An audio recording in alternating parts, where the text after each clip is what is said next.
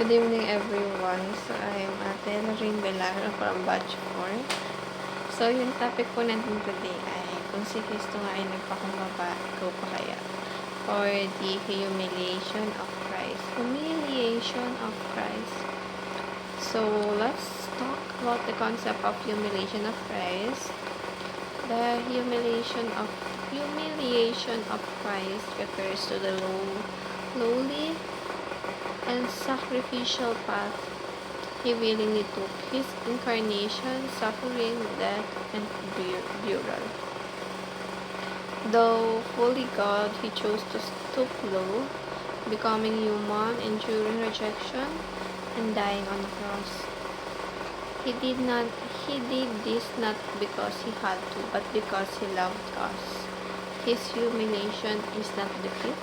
It is the very road to our salvation. Through his suffering, we find peace. Through his death, we find life. So, dito po, pinapaintroduce natin ng Panginoon na ang kanyang pagkamatay ay hindi pagkakatalo niya. O, sabi nga dito, diba, sabi niya, his humiliation is not a defeat. So, yun po ay nagsisimbolo ng pagmamahal sa atin ng Lord dahil ibinuwis niya ang kanyang buhay para sa sanlibutan upang mas marami maligtas ang Panginoong Diyos. At of course, mas marami ang masalpa dahil gaya ng sabi dito na sa teachings, Christ, the supreme leader of Christians, humbled himself. And Christians should be the most humble people in the world. And Christ, humility served as the model all Christians must follow. Siyempre, kung wino-worship ng Panginoon, dapat ma-adapt natin or ma-reflect sa buhay natin yung ginawa ng Panginoon sa para sa atin. Kasi di ba nga, tayo ang reflection ng Lord. Kaya dapat makikita sa atin yung pagbabago.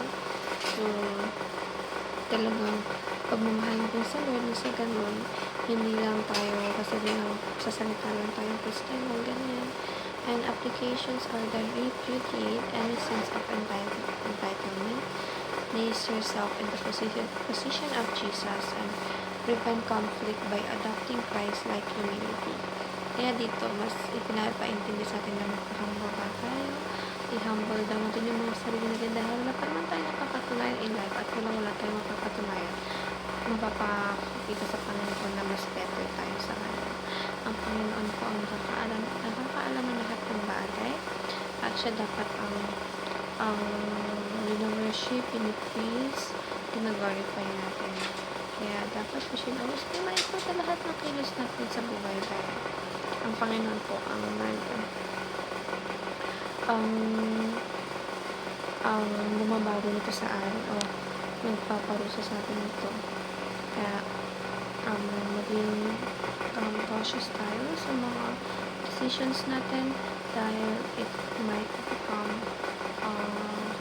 a problem or anything na makakasama sa buhay natin. Kaya lagi tayo mag-connect sa Panginoon, lagi tayo mag-communicate sa Kanya at mahalin lahat ng mga bagay na mahal. So, thank you everyone for listening and have a great day ahead for tomorrow and happy Sunday. Bye. Thank you so much. Thank you for listening and God bless us.